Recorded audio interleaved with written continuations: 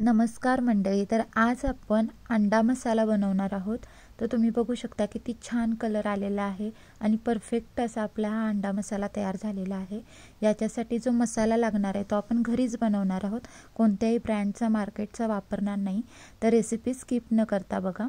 तर सगळ्यात आधी आपल्याला इथे अंडी उकडत ठेवायची आहेत, म्हणजे ती मसाला वगैरे होईपर्यंत उकडून होतात. तर मी ते एका पॅनमध्ये पाणी घेतलेलं आहे आणि त्याच्यामध्ये आता ही अंडी मी उकडत ठेवणार आहे. तर अंडी उकडायच्या आधी आपल्याला स्वच्छ धुवून घ्यायची आहेत. मी ही मस्त अशी स्वच्छ धुवून घेतलेली आहे. त्याच्यावर काही डाग असेल तो व्यवस्थित क्लीन करायचा आणि मग उकडत ठेवायची आहेत. उकडताना एक चमचाभर मीठ घालायचं, म्हणजे जी सालं आहेत वरची कवच ती निघायला सोपं जातं. तर आता अंडे एक साईडला उकडत आहेत, तर आपण जो मसाला आहे तो तयार करून घेऊया. 1 चमचा धने घेतलेले आहे, अर्धा चमचा जिरे आणि 2 सुक्या मिरच्या, त्यातल्या बिया काढून ते तुकडे करून घेतले, 2 तमालपत्र, 4-5 काळी मिरी, अर्धा इंच दालचिनी, 2-4 लवंगा आणि 1 चक्रफूल आणि थोडेसेच तांदूळ घेतलेले आहेत मी. याने काय होतं, जी आपली ग्रेव्ही आहे त्याला छान बाइंडिंग येतं, म्हणजे जी ग्रेव्हीतलं पाणी आणि ग्रेव्ही असं वेगळं वेगळं होत नाही. व्यवस्थित अशी थिक ग्रेव्ही आहे ती राहते. परंतु इथे जे तांदूळ आहेत ते आपल्याला कोणतेही वापरले तरी चालतात, फक्त इंद्रायणी वापरायचे नाहीत, नाही तर ग्रेव्ही चिकचिकीत होते. तर हे बघा, 2 ते 3 मिनिट असे मंद गॅसवर परतल्यानंतर तमालपत्रीचा वगैरे रंग हलका बदलला आहे. जे तांदूळ आहेत ते हलके फुलतात आणि म्हणजे हलकासा सुगंध यायला लागतो, म्हणजे आपले मसाले भाजलेले आहेत. ते लगेचच एका प्लेटमध्ये काढून घ्यायचे, नाही तर ते खालून जळण्याची शक्यता असते. आणि त्याला व्यवस्थित गार करून घ्यायचं, म्हणजे गार झाल्यानंतर छान कुरकुरीत होतात आणि त्याची पावडर व्हायला मदत होते. तर तिकडे मसाले गार होत आहेत तोपर्यंत मी ते ग्रेव्हीची चॉपिंग करून घेते. एक मीडियम आकाराचा चांगला रसरशीत पिकलेला टोमॅटो मी रफली चॉप करून घेतला आहे, म्हणजे खूप बारीक पीसमध्ये कट केला नाही आहे आणि खूप मोठे पीसही ठेवलेले नाहीत, असा कट करून घ्यायचा आहे. आणि सेम प्रोसेसने आपल्याला कांदासुद्धा असा रफली चॉप करून घ्यायचा आहे. एक मीडियम आकाराचा कांदा घेतला आहे आणि एक सॉसपॅन घेऊन हे कांदा आणि टोमॅटो कट केलेले त्याच्यामध्ये ट्रान्सफर करायचे आहेत. आपल्याला बेसिक अशी त्याची ग्रेव्ही करून घ्यायची आहे. तर हे सगळे जिन्नस पाण्यात बुडतील एवढं पाणी त्या सॉसपॅनमध्ये घालायचं आणि आपल्याला हे शिजवून घ्यायचं आहे, म्हणजे टोमॅटोची आणि कांद्याची छान अशी प्युरी आपल्याला मिळते. तर एका साईडला ते शिजते तोपर्यंत आपण जे मसाले आहेत ते वाटून घ्या. ते मस्त असे गार झालेत. तर तुम्ही बघू शकता जी तमालपत्र वगैरे आहे ते असे एकदम कुरकुरीत झालेत, म्हणजे फाईन पावडर व्हायला मदत होते. तर व्यवस्थित सगळे मसाले गार करून आपल्याला हे पावडरमध्ये कन्वर्ट करायचे आहेत. ते बघा मी मिक्सरमधून फिरवून घेतलेत, छान अशी पावडर झाले. तर डंगावर कधी तुम्ही गेलाय काय मिरची कांडपच्या, तिथे जसा वास येतो अगदी तसा वास येत होता या पावडरला. खूप छान टेस्टला लागते. तर तुम्ही एकदा नक्की ट्राय करून बघा. तर ही पावडर मी बाजूला करून ठेवलेली आहे आणि इकडे आपल्या जी अंडी आहेत तीही उकडली होती, तर मी आता ती सोलून घेते. तर तुम्ही बघू शकता आपण मीठ घातलं होतं उकडताना, त्यामुळे जे वरचं साल आहे आणि त्याच्या आतमध्ये एक पांढरी लेअर असते अगदी पातळ, ती इझिली निघते. त्यामुळे अंडी आपली तुटत नाहीत, व्यवस्थित अशी म्हणजे क्लीन निघतात.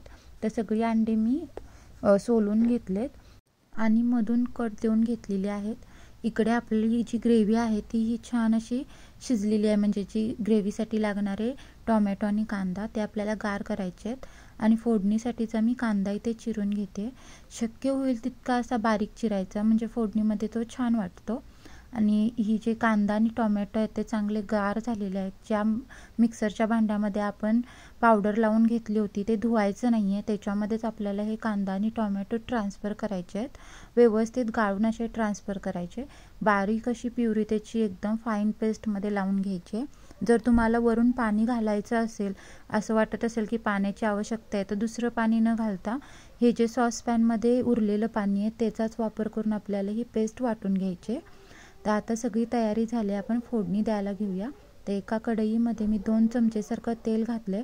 तुम्हाला म्हणजे मसाल्यावर जेवढी तरी आवडते त्यानुसार तुम्ही तेलाचं प्रमाण वाढवलात तरी चालेल.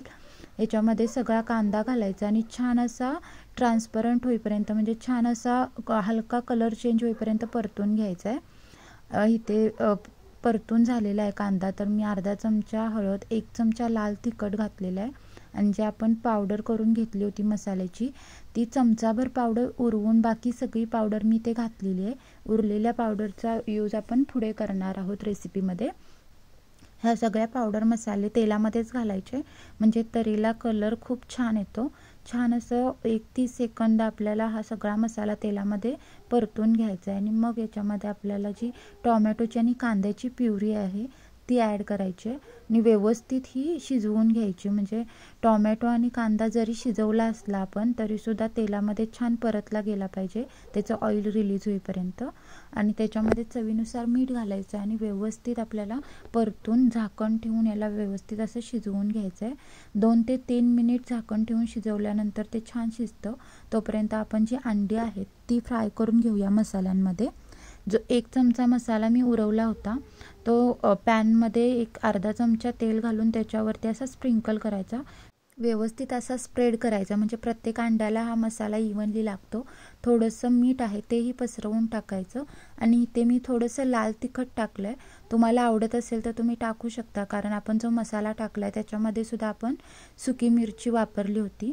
हा सगळा जो मसाला आहे तो पॅनमध्ये सगळ्या बाजूने इव्हनली असा स्प्रेड करून घ्यायचा आणि जी आपण अंडी कट करून ठेवली होती त्याचा खालचा भाग असा खालच्या साईडला ठेवून सगळी अंडी व्यवस्थित अशी पॅनमध्ये ॲडजस्ट करून घ्यायची.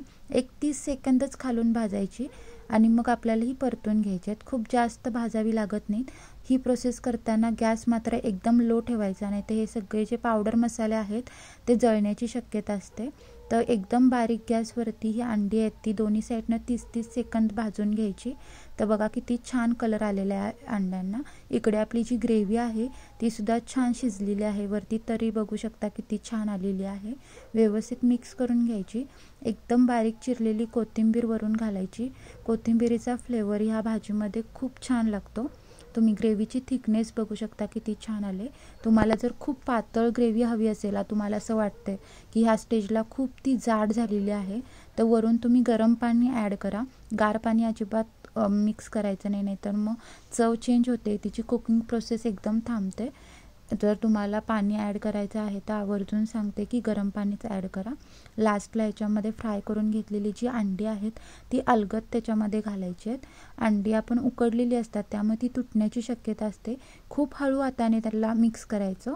तर बघू शकता किती छान अशी तयार झालेली आहे. ग्रेव्हीला कलरही खूप छान झाला आहे.